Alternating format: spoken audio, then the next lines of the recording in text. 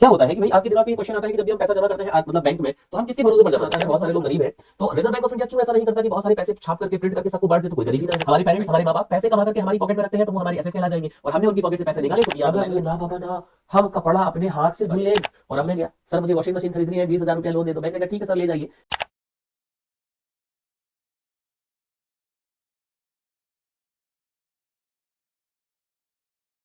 Hello everyone, नमस्कार, सत Shri Akal, Jai Hind. This is Rituraj Awasthi and आज जो हम टॉपिक डिस्कशन करने वाले हैं उसे कहा गया सीआरआर एंड एसएलआर। सीआरआर का मतलब होता है गाइस कैश रिजर्व रेशियो। ठीक है, सीआरआर को क्या कहा जाता है? सीआरआर को कहा जाता है cash reserve ratio and SLR को कहा जाता है statutory liquidity ratio. Right, SLR को कहा जाता है statutory liquidity ratio, statutory liquidity ratio. तो सीआरआर और एसएलआर, इनके बारे में आज के वीडियो में हम डिस्कशन करेंगे। राइट, क्या होता है कि भाई आपके दिमाग में ये क्वेश्चन आता है कि जब भी हम पैसा जमा करते हैं मतलब बैंक में, तो हम किसके भरोसे पर जमा करते हैं? हम इस भरोसे पर जमा करते हैं कि रिजर्व बैंक ऑफ इंडिया है, आरबीआई है। राइट, आरबीआई हमें हमारे पैसे की सिक्योरिटी प्रोवाइड करेगा। राइट, हाउएवर अगर मान लो बैंक ने हमारा पूरा पैसा किसी को दे दिया, बैंक डूब गया, तो क्या होगा? राइट, उन्हीं सारे सवालों के जवाब आज के सेशन में आपको मिलेंगे। राइट, आज के उसमें जब मिलेंगे। और सबसे बड़ी चीज कि अगर मान लो कभी भी किसी के पास पैसा, या हमारे भारत में रिसेशन आता है, बहुत सारे लोग गरीब हैं, तो रिजर्व बैंक ऑफ इंडिया क्यों ऐसा नहीं करता कि बहुत सारे पैसे छाप करके प्रिंट करके सबको बांट दे, तो कोई गरीब ही ना रहे।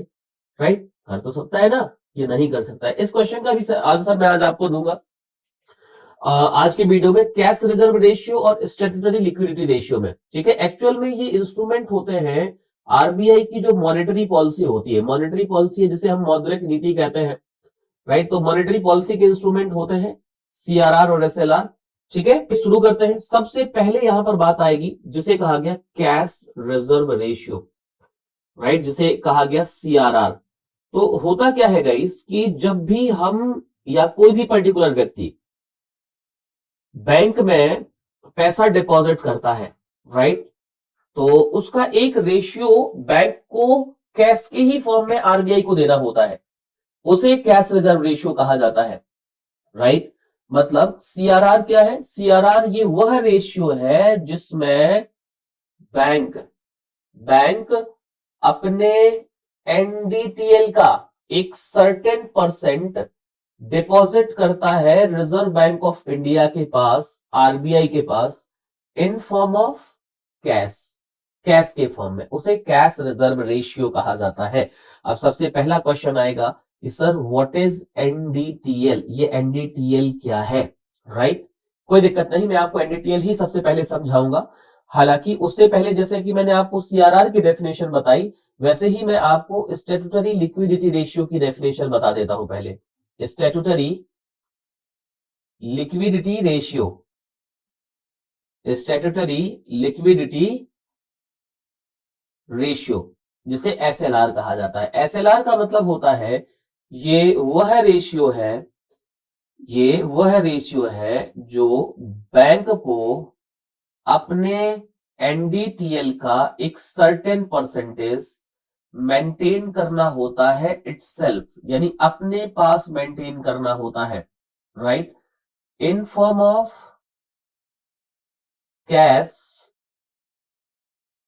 गोल्ड और गवर्नमेंट सिक्योरिटीज के बिहाफ पर। ठीक है, उसे कहा जाता है स्टैट्यूटरी लिक्विडिटी रेशियो। तो गाइस सबसे पहले देखो, मैं आपको एनडीटीएल का मतलब बता देता हूं, फिर अपन आगे आएंगे। एनडीटीएल, इसका फुल फॉर्म होता है net demand and time liability. NDTL को क्या कहा जाता है? एनडीटीएल को कहा जाता है net demand and time liability. ठीक है, net demand and time liability कहा जाता है। अब गाइज यहां पे देखिए, इसको शुरू करें उससे पहले आप सभी ने दो शब्द सुने होंगे, दो वर्ड। एक जिसको कहा जाता है एसेट, राइट, एक जिसको कहा जाता है लाइबिलिटी। है ना, मैं बहुत बेसिक से शुरू करूंगा सो दैट आपको सारी चीजें समझ में आ जाए।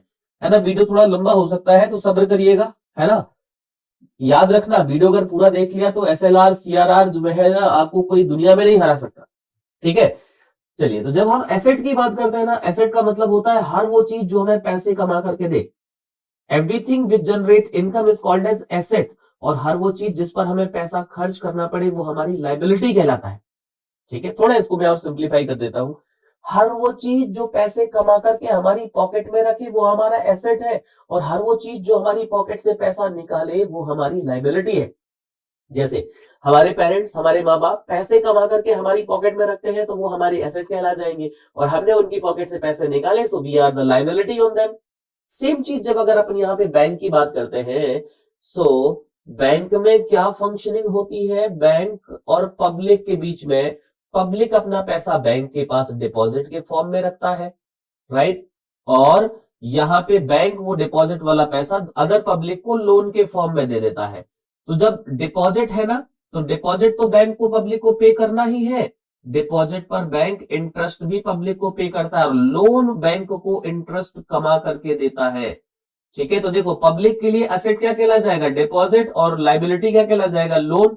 जबकि बैंक के लिए एसेट क्या कहला जाएगा, डिपॉजिट, सॉरी, बैंक के लिए एसेट कहला जाएगा लोन, और लाइबिलिटी कहला जाएगा डिपॉजिट, क्योंकि लोन ने पैसा कमा करके बैंक की पॉकेट में रखा और डिपॉजिट ने वो पैसा बैंक की पॉकेट से निकाला। तो इस टर्म में अगर आप यहां पर देखेंगे तो जो है ना, क्या कहला जाएगा, बैंक के लिए एसेट कहला जाएंगे लोन, और डिपॉजिट कहला जाएंगे लाइबिलिटीज। ठीक है, तो गाइज वैसे ही जो बैंक में लाइबिलिटीज होती हैं टाइम और डिमांड की, राइट, डिमांड लाइबिलिटीज और टाइम और टर्म लाइबिलिटीज, जिनको अपन करंट अकाउंट और सेविंग अकाउंट वगैरह कहते हैं, राइट, वही यहां पे जो है ना किसमें आ जाते हैं, एनडीटीएल में, right, net demand and time liability.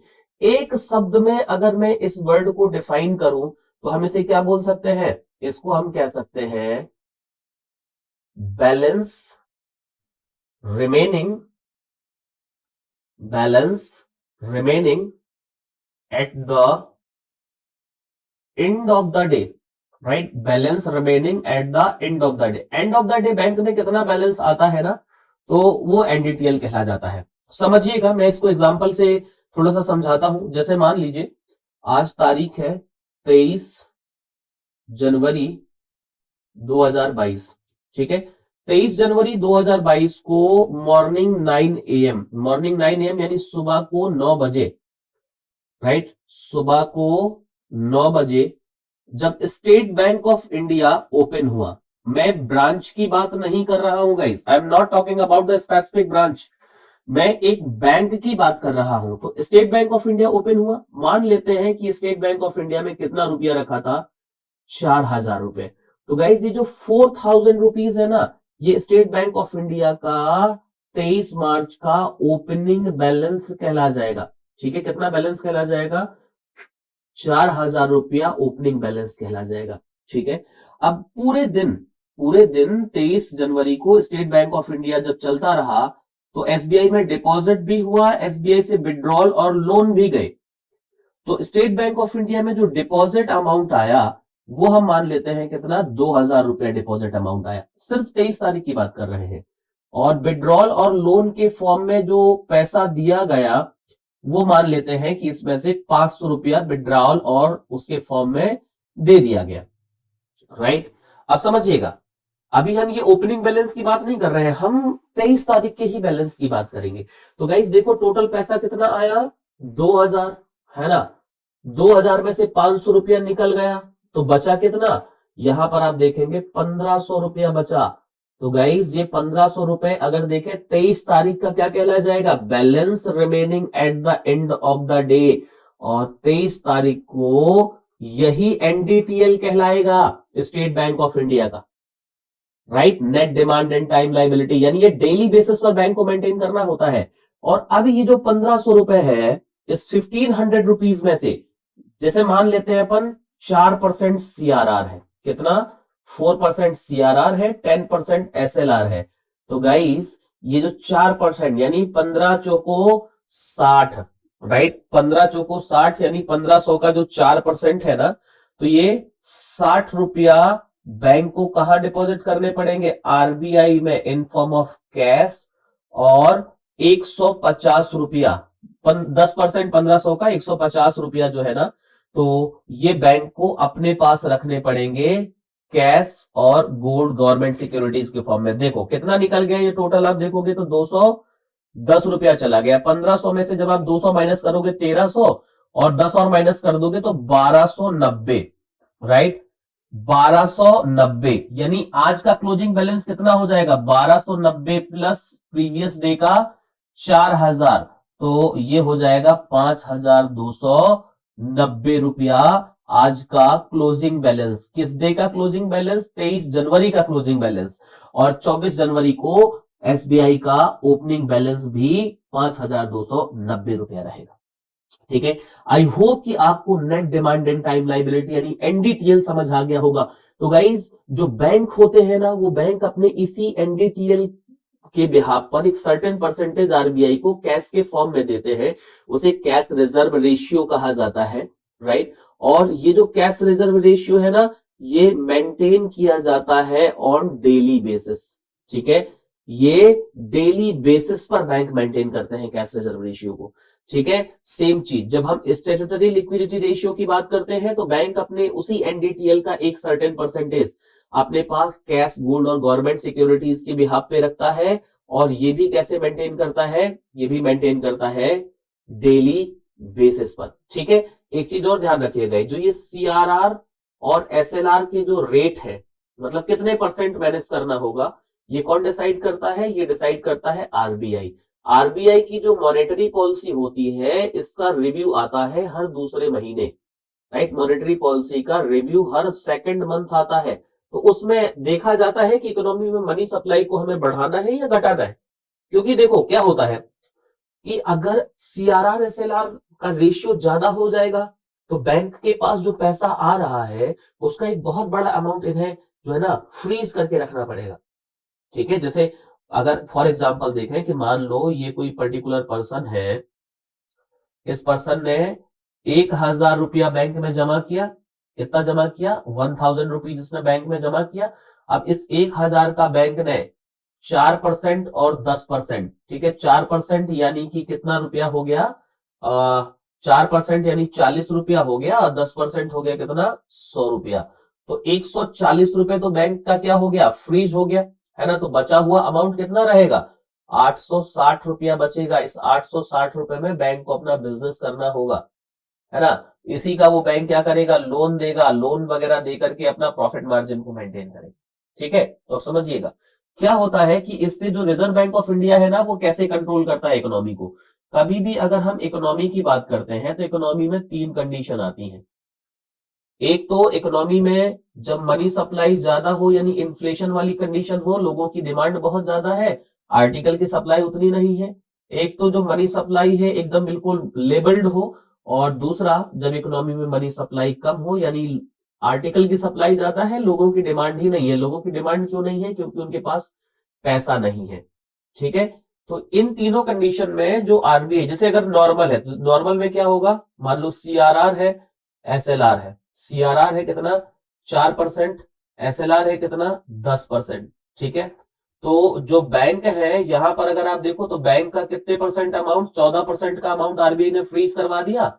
अभी भी बैंक के पास कितना अमाउंट बचा हुआ है, बैंक के पास 86% का अमाउंट बचा हुआ है। इससे बैंक क्या करेगा, बैंक इससे लोन बांटेगा। और देखो अमाउंट अगर ज्यादा है तो बैंक लोन थोड़े से सस्ते रेट में भी दे देगा, है ना, और अपने प्रॉफिट को मेंटेन कर लेगा, है ना। आप समझना, अगर मान लो इकोनॉमी में इन्फ्लेशन की कंडीशन बन रही है यानी लोगों के पास पैसा ज्यादा है और बैंक और ज्यादा लोन दे रहे हैं, तो उस कंडीशन में आरबीआई क्या कर देता है, सीआरआर को इंक्रीज कर देता है, एसएलआर को भी बढ़ा देता है। जैसे मान लेते हैं सीआरआर को इंक्रीज कितना कर दिया, 4% से बढ़ा करके 10% कर दिया, और एसएलआर को बढ़ा करके 10% से लेकर के कितना कर दिया, उसने 30% कर दिया। तो अब देखें आप, reserve bank of India bank का कितना पैसा सीज कर रहा है, 40% अमाउंट को सीज कर दे रहा है। यानी बैंक के पास जो अवेलेबिलिटी ऑफ फंड है वो 60% की ही है। इस 60% में ही बैंक को लोन देना है और अपने प्रॉफिट मार्जिन को मेंटेन करना है। तो बैंक क्या करेगा, देखो पैसा कम है तो कम लोन बांटेगा, लेकिन प्रॉफिट मार्जिन को तो मेंटेन करना है ना, तो लोन ज्यादा इंटरेस्ट चार्ज करेगा। इन शॉर्ट लोन महंगे बांटेगा।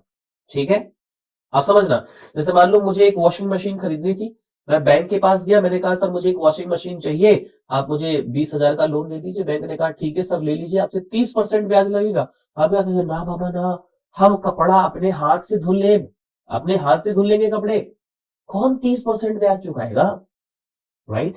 सेम कंडीशन, अगर इकोनॉमी में मनी सप्लाई कम है, यानी लोगों के पास पैसा ही नहीं है, तो उस केस में आरबीआई जो है ना, ये सीआरआर को भी घटा देता है और एसएलआर को भी घटा देता है। जैसे मान लो सीआरआर 4% था, इसको घटा करके 2% कर दिया, एसएलआर 10% था, इसको घटा करके 5% कर दिया, राइट। तो अब सिर्फ बैंक का 7% अमाउंट ही आरबीआई क्या कर रहा है, फ्रीज कर रहा है, यानी बैंक के पास 93% अमाउंट अवेलेबल है लोन के लिए, तो 93% अमाउंट का बैंक लोन बांटेगा। अब देखो अमाउंट ज्यादा है ना, तो बैंक क्या करेगा, चलो किसी और से मेंटेन कर लेंगे, तुम इतने में ले लो, लोन सस्ते बांटेगा।